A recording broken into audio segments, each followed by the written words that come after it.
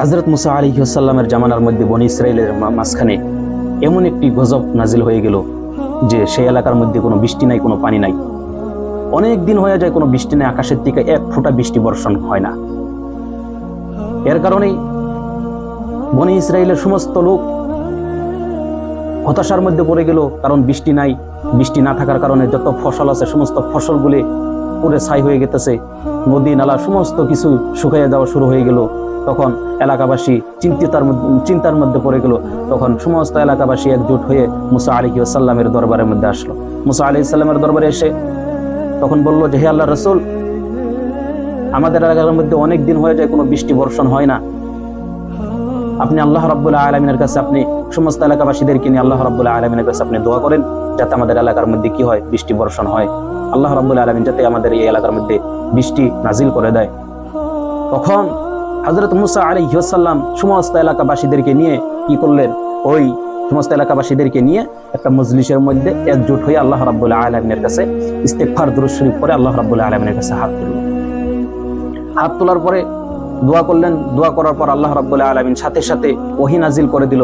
তখন ওহী নাজিল করে মুসা আলাইহিস সালামকে বলল যে, হে মুসা, তুমি যে আমার কাছে হাত তুলেছ এই দোয়া আমি কখনোই কবুল করব না, কেননা তোমার মজলিসের মধ্যে এইরকম একজন লোক আছে, এই লোকটি অনেক দিন যাবত আমার কোনো প্রকাশ্যে আমার কোনো নাম গুণ আমাকে সিজদাও করে না, আমার কোনো নাম গুণ গায় না, আমার ইবাদত সেই বান্দাটাই করে নাই। যতক্ষণ না পর্যন্ত ওই ব্যক্তি এই মজলিসের থেকে, এই দোয়ার মজলিসের থেকে উঠে না যাবে, ততক্ষণ পর্যন্ত আমি আল্লাহ রাব্বুল আলামিন তুমি মুসার দোয়া কবুল করব না। তখন সাথে সাথে মুসা আলাইহিস সালাম দাঁড়াইয়া এলান করে দিল যে, কে সেই ব্যক্তি যে নাকি আল্লাহ রাব্বুল আলামিনের কোনো ইবাদত করে না, প্রকাশ্যে আল্লাহ রাব্বুল আলামিনের কোনো নাম গুণ গাও না। তোমার কারণে আমাদের এই এলাকার মধ্যে এই গজব নাজিল হয়েছে, কোনো বৃষ্টি নাই, কোনো ফসল নাই। বৃষ্টি না থাকার এক নম্বর কারণ হয়ে গেছে তুমি অতি শীঘ্রই তুমি আমাদের এই দোয়ার মজলিসের দিকে তুমি বের হয়ে যাও। তুমি যতক্ষণ না পর্যন্ত বের না হবে ততক্ষণ পর্যন্ত আল্লাহ রাব্বুল আলামিন আমাদের দোয়া কবুল করবে না।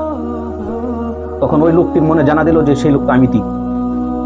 তখন চারদিক দিকে তাকাইয়ে দেখে যে সমস্ত মানুষ আর মানুষ, উনি যদি ওই মজলিস থেকে যদি উঠে বের হয়ে যায় তাহলে তো ওনাকে মানুষে চিনে ফেলবে যে আমি তো সেই লোক। তখন এলাকাবাসী আমাকে ধুরু ধুরু সেই করবে, যার কারণে উনি লজ্জায় পড়ে গেল।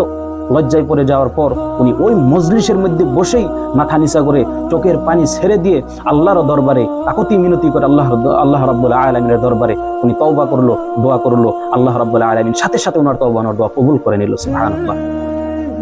সাথে সাথে আকাশের দিকে তাকায় দেখে আকাশে মেঘ ছায়ে গেল, সাথে সাথে বৃষ্টি বর্ষণ হয়ে গেল। মুসা আলাইহিস সালাম আল্লাহ রাব্বুল আলামিনকে বললেন যে, হে আল্লাহ, আমি তোমার কোন নীলা খেলা বুঝতে পারলাম না, কারণ আমার মজলিসের থেকে একটা লোক উঠে যায় নাই, কিন্তু তুমি বৃষ্টি বর্ষণ করে দিলে। তখন আল্লাহ রাব্বুল আলামিন মুসা আলাইহিস সালামকে বলল যে, হে মুসা, এই বান্দাদেরকে আমি বানাইছি।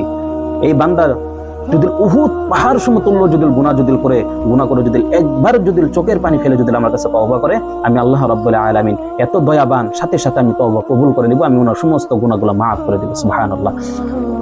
ভাই মুহতারাম, দোস্ত বুজুর্গ, মুসা আলাইহিস সালামের জামানার মধ্যে, বনী ইসরাইলের জামানার মধ্যে এরকম একজন ব্যক্তির তওবা আল্লাহ রাব্বুল আলামিন কবুল করে নিছে। তো আমি আপনি তো এমন একজন নবীর উম্মত, যে নবী নাকি কিয়ামতের দিন ওই নবীর পাশে সমস্ত নবীগণ যায় কি করবে, সুপারিশ করবে।